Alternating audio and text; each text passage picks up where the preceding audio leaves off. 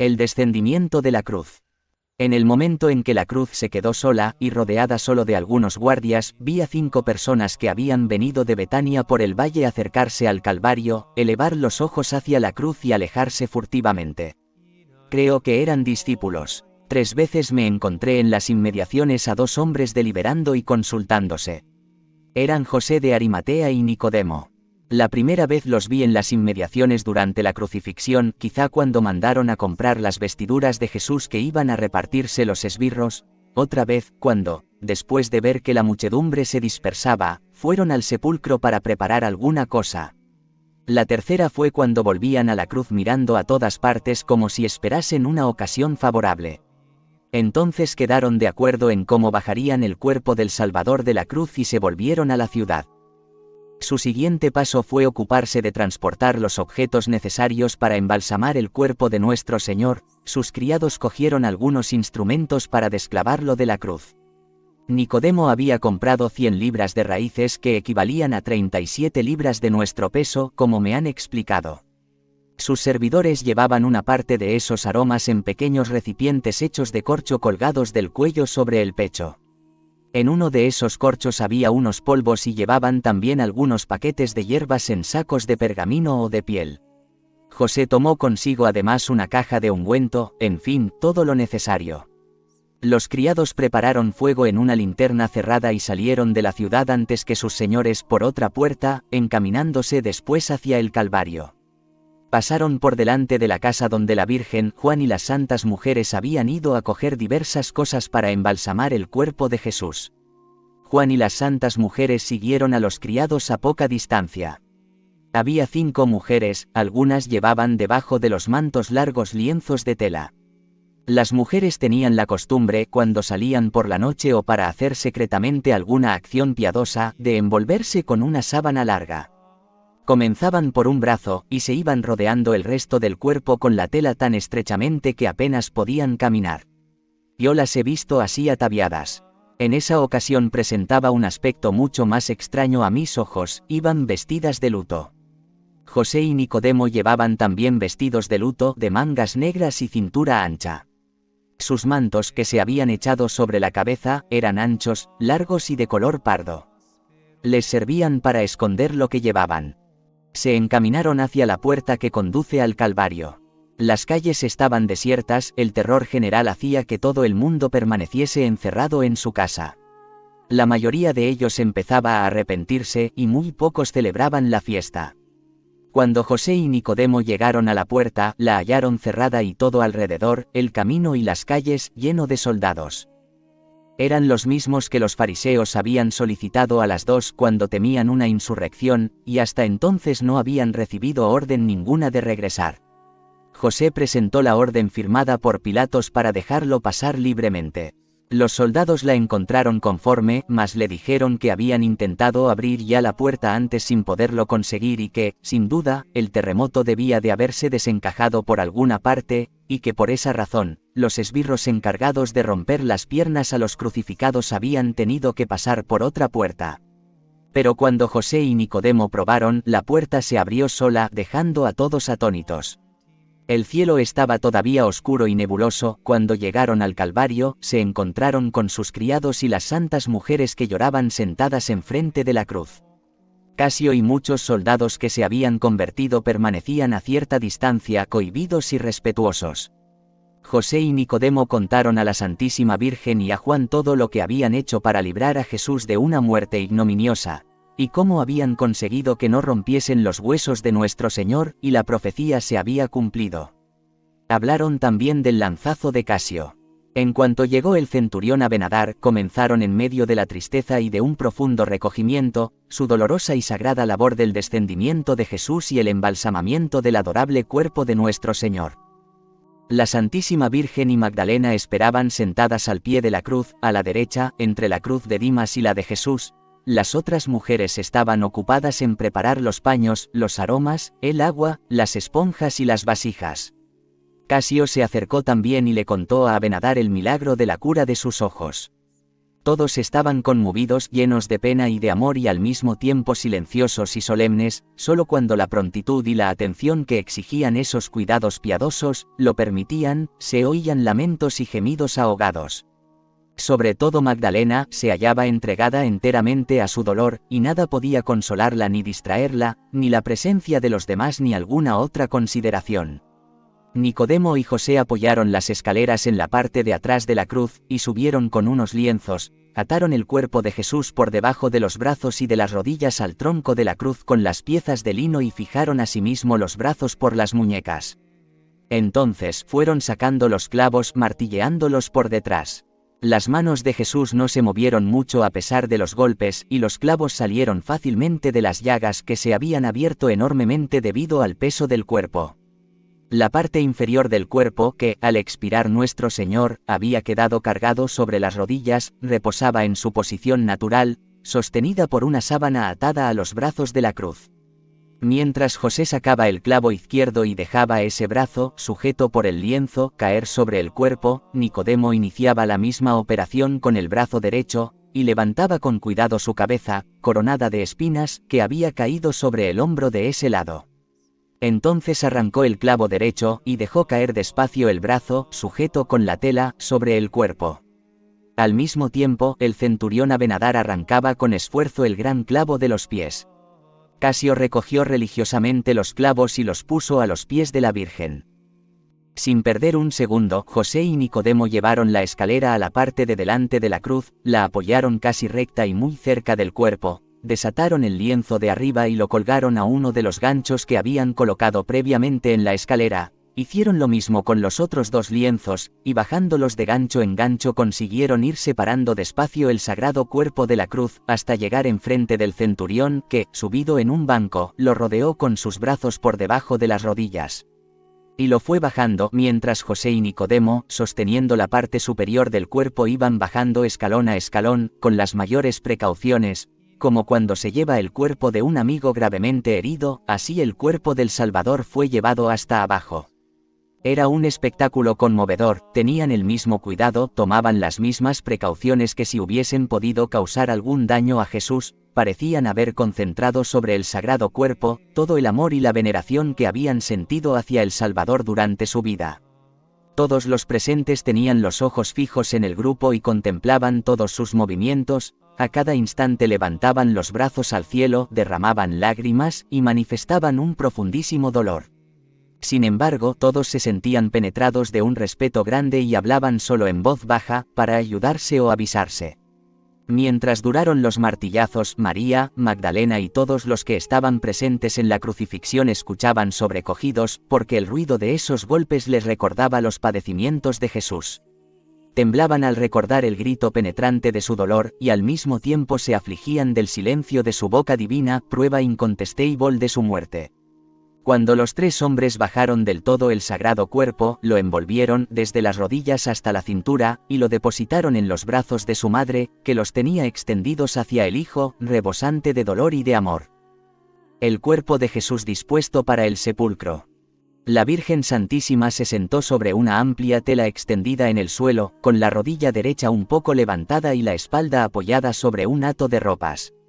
Lo habían dispuesto todo para facilitar a aquella madre de alma profundamente afligida, la madre de los dolores, las tristes honras fúnebres que iba a dispensar al cuerpo de su Hijo. La sagrada cabeza de Jesús estaba reclinada sobre las rodillas de María, su cuerpo tendido sobre una sábana. La Virgen Santísima sostenía por última vez en sus brazos el cuerpo de su querido Hijo, a quien no había podido dar ninguna prueba de amor en todo su martirio. Contemplaba sus heridas, cubría de besos su cara ensangrentada, mientras el rostro de Magdalena reposaba sobre sus pies. Mientras, los hombres se retiraron a una pequeña hondonada situada al suroeste del Calvario, a preparar todo lo necesario para embalsamar el cadáver. Casio, con algunos de los soldados que se habían convertido al Señor, se mantenía a una distancia respetuosa. Toda la gente malintencionada se había vuelto a la ciudad y los soldados presentes formaban únicamente una guardia de seguridad para impedir que nadie interrumpiese los últimos honores que iban a ser rendidos a Jesús. Algunos de esos soldados prestaban su ayuda cuando se lo pedían. Las santas mujeres entregaban vasijas, esponjas, paños, ungüentos y aromas cuando les era requerido, y el resto del tiempo permanecían atentas, a corta distancia. Magdalena no se apartaba del cuerpo de Jesús, pero Juan daba continuo apoyo a la Virgen, e iba de aquí para allá, sirviendo de mensajero entre los hombres y las mujeres, ayudando a unos y a otras. Las mujeres tenían a su lado botas incipientes de cuero de boca ancha y un jarro de agua puesto sobre un fuego de carbón. Entregaban a María y a Magdalena, conforme lo necesitaban, vasijas llenas de agua y esponjas que exprimían después en los recipientes de cuero. La Virgen Santísima conservaba un valor admirable en su indecible dolor. Era absolutamente imposible dejar el cuerpo de su hijo en el horrible estado en que lo habían dejado el suplicio, por lo que procedió con infatigable dedicación a lavarlo y limpiarle las señales de los ultrajes que había recibido. Le quitó, con la mayor precaución, la corona de espinas, abriéndola por detrás y cortando una por una las espinas clavadas en la cabeza de Jesús, para no abrir las heridas al intentar arrancarlas. Puso la corona junto a los clavos, entonces María fue sacando los restos de espinas que habían quedado con una especie de pinzas redondas y las enseñó a sus amigas con tristeza. El divino rostro de nuestro Señor apenas se podía conocer, tan desfigurado estaba con las llagas que lo cubrían. La barba y el cabello estaban apelmazados por la sangre. María le alzó suavemente la cabeza y con esponjas mojadas fue lavándole la sangre seca. Conforme lo hacía, las horribles crueldades ejercidas contra Jesús se le iban presentando más vividamente, y su compasión y su ternura se acrecentaban herida tras herida. Lavó las llagas de la cabeza, la sangre que cubría los ojos, la nariz y las orejas de Jesús, con una pequeña esponja y un paño extendido sobre los dedos de su mano derecha. Lavó, del mismo modo, su boca entreabierta, la lengua, los dientes y los labios. Limpió y desenredó lo que restaba del cabello del Salvador y lo dividió en 3 partes, una sobre cada sien, y la tercera sobre la nuca. Tras haberle limpiado la cara, la Santísima Virgen se la cubrió después de haberla besado. Luego se ocupó del cuello, de los hombros y del pecho, de los brazos y de las manos. Todos los huesos del pecho, todas las coyunturas de los miembros estaban dislocados y no podían doblarse. El hombro que había llevado la cruz era una gran llaga, toda la parte superior del cuerpo estaba cubierta de heridas y desgarrada por los azotes. Cerca del pecho izquierdo se veía la pequeña abertura por donde había salido la punta de la lanza de Casio, y en el lado derecho, el ancho corte por donde había entrado la lanza que le había atravesado el corazón. María lavó todas las llagas de Jesús, mientras Magdalena, de rodillas, la ayudaba en algún momento, pero sin apartarse de los sagrados pies de Jesús, que bañaba con lágrimas y secaba con sus cabellos.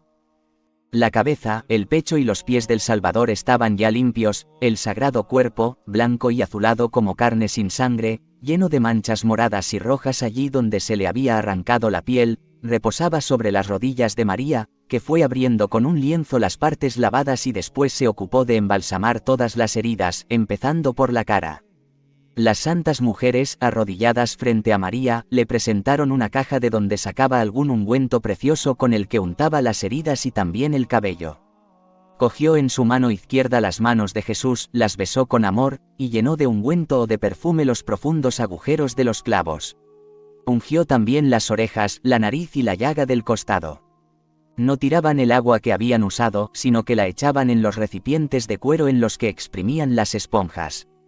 Yo vi muchas veces a Casio y a otros soldados ir por agua a la fuente de Gión, que estaba bastante cerca. Cuando la Virgen hubo ungido todas las heridas, envolvió la cabeza de nuestro Señor en paños, mas no cubrió todavía la cara, cerró los ojos entreabiertos de Jesús, y dejó reposar su mano sobre ellos algún tiempo.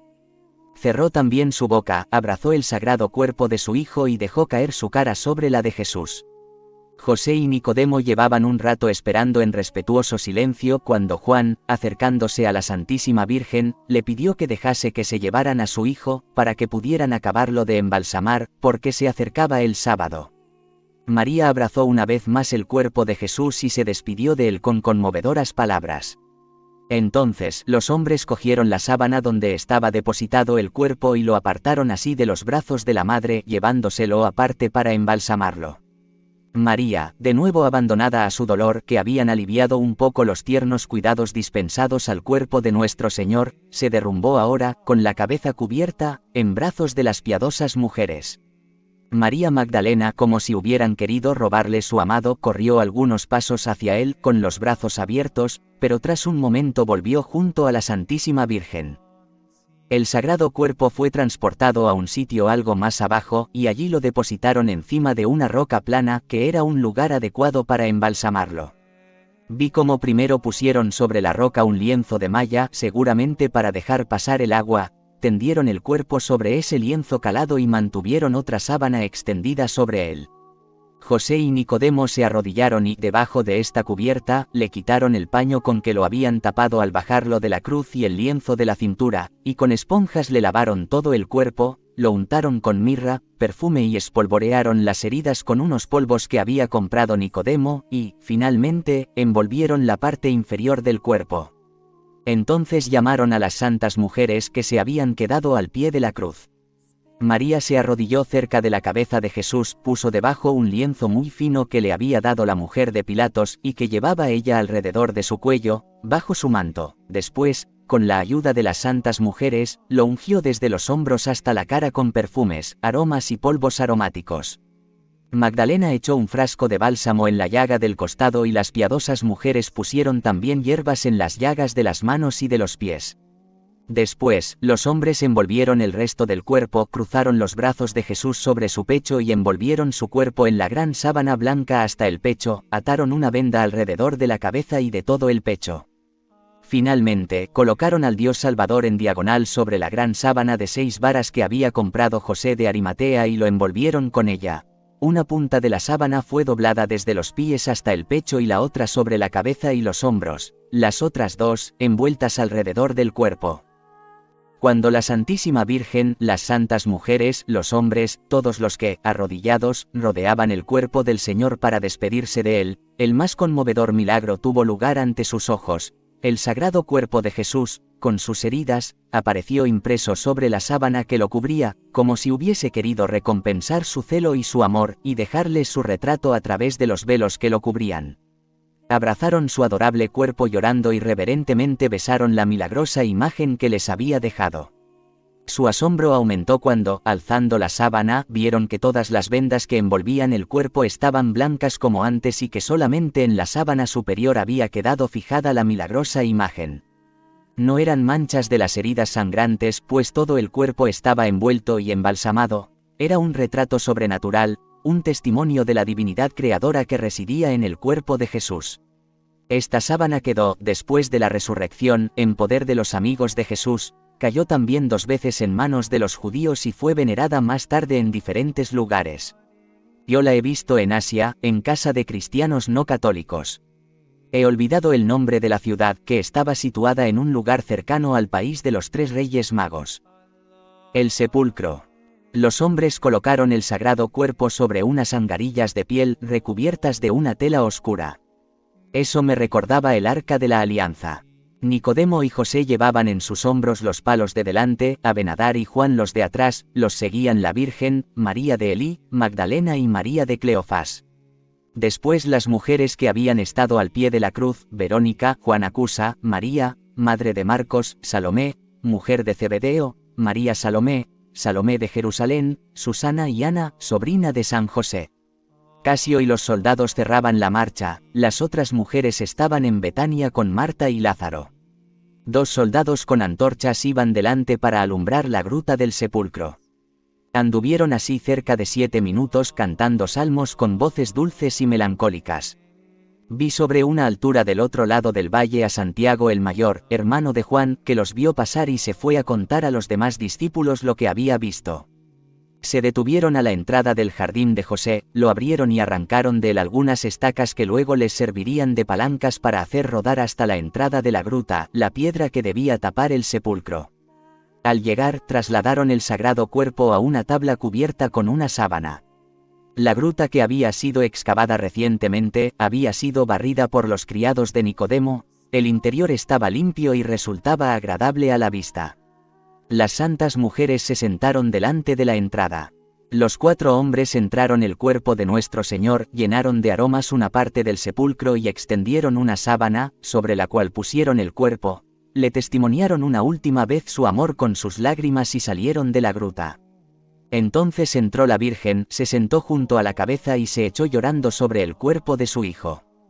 Cuando salió de la gruta, Magdalena se precipitó en ella, había cogido en el jardín flores y ramos que echó sobre Jesús, cruzó las manos y besó, llorando, los pies de Jesús. Habiéndole dicho los hombres que iban a cerrar el sepulcro, se volvió con las otras mujeres. Doblaron las puntas de la sábana sobre el pecho de Jesús y pusieron encima de todo una tela oscura, y salieron. La gruesa piedra destinada a cerrar el sepulcro, que estaba a un lado de la puerta de la gruta, era muy pesada y solo con palancas pudieron los hombres hacerla rodar hasta la entrada del sepulcro. La entrada de la gruta dentro de la cual estaba el sepulcro era de ramas entretejidas. Todo lo que se hizo dentro de la gruta tuvo que hacerse con antorchas porque la luz del día nunca penetraba en ella. El regreso desde el sepulcro. El sábado. El sábado iba a comenzar, Nicodemo y José entraron en Jerusalén por una pequeña puerta lateral próxima al jardín. Dijeron a la Santísima Virgen, a Magdalena, Juan y a algunas mujeres que volvían al Calvario para rezar, que hallarían esta puerta siempre abierta cuando llamaran, así como la del cenáculo.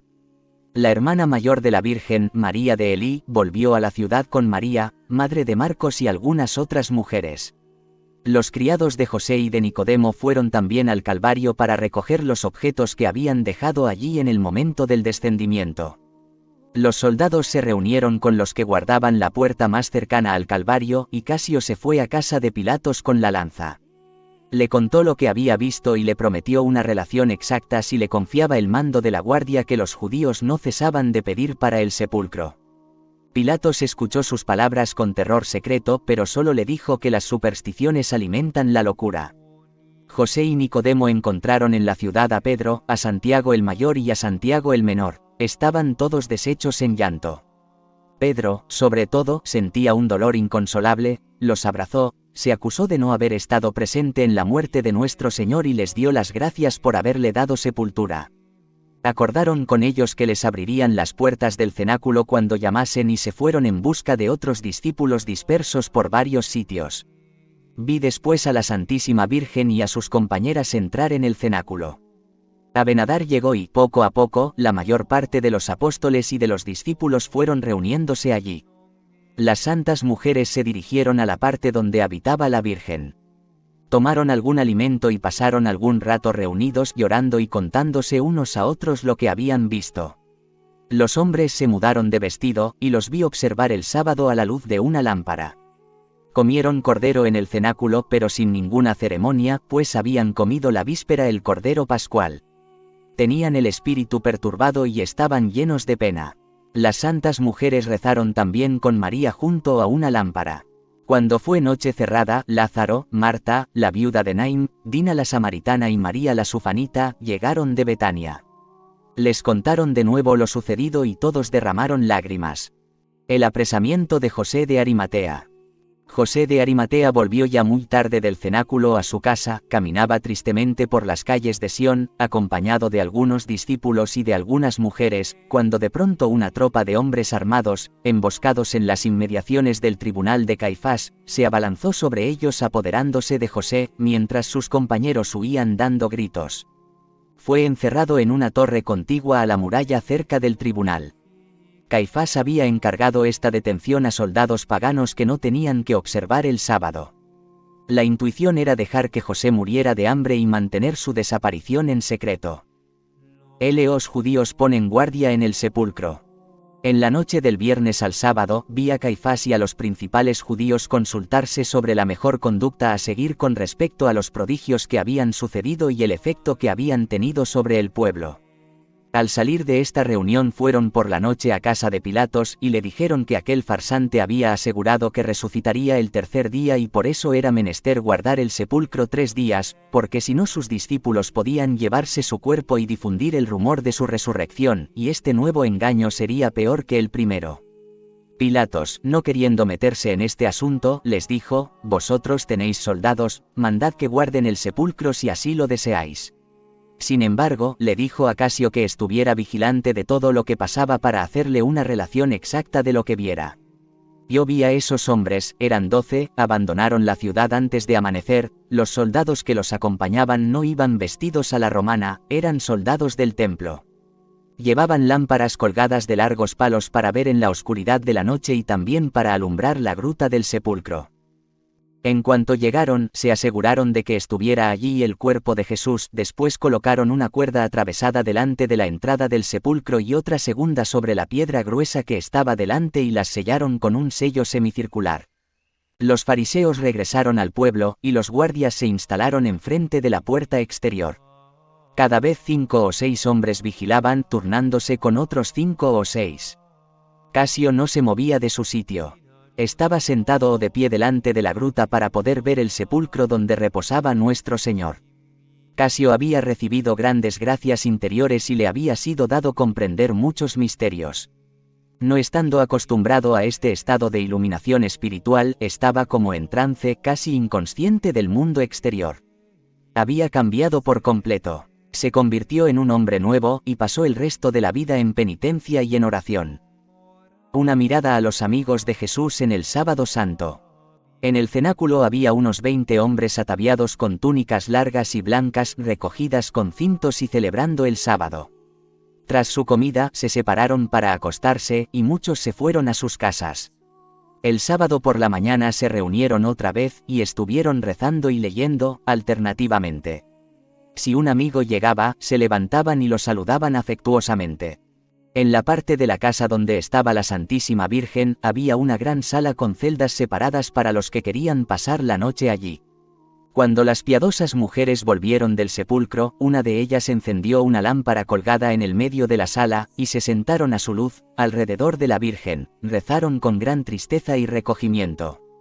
Después se separaron para entrar en las celdas y descansar. A medianoche se levantaron y se reunieron de nuevo con la Virgen a la luz de la lámpara para rezar. Cuando la madre de Jesús y sus compañeras acabaron este rezo nocturno, Juan llamó a la puerta de la sala con algunos discípulos, todos cogieron sus mantos y enseguida les siguieron al templo.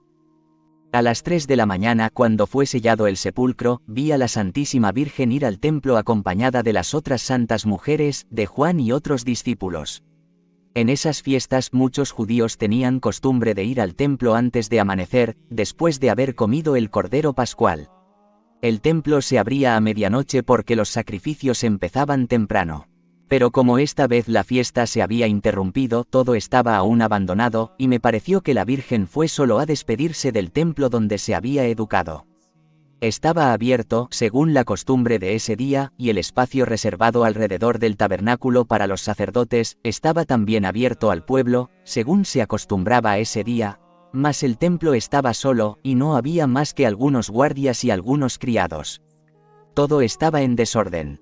Los hijos de Simeón y los sobrinos de José de Arimatea, muy apenados por la prisión de su tío, recibieron a la Virgen y las santas mujeres y las condujeron por todas partes, pues estaban de guardia en el templo. Todos contemplaban con terror las señales de la ira de Dios. La Virgen fue a todos los sitios que Jesús había consagrado por su presencia, se prosternó para besarlos y los regó con sus lágrimas. Sus compañeras la imitaron.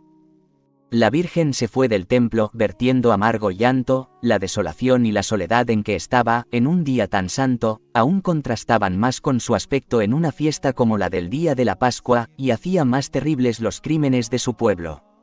María recordó que Jesús había llorado sobre el templo diciendo: «Destruid este templo y yo lo reedificaré en 3 días». María pensó que los enemigos de Jesús habían destruido el templo de su cuerpo, y deseó con ardor ver llegar ese tercer día en que la palabra eterna debía cumplirse. Amanecía cuando María y sus compañeras volvieron al cenáculo. Una vez allí, se retiraron a la estancia situada a la derecha. Mientras, Juan y los discípulos llegaban a la sala donde los hombres, en número de 20, rezaban alternativamente debajo de la lámpara. Los que de vez en cuando iban llegando se dirigían compungidos al grupo de oración y se añadían a ellos llorando amargamente. Todos mostraban a Juan un gran respeto mezclado de confusión porque había asistido a la muerte de nuestro Señor. Juan era afectuoso para con todos y para todos tenía una palabra de compasión.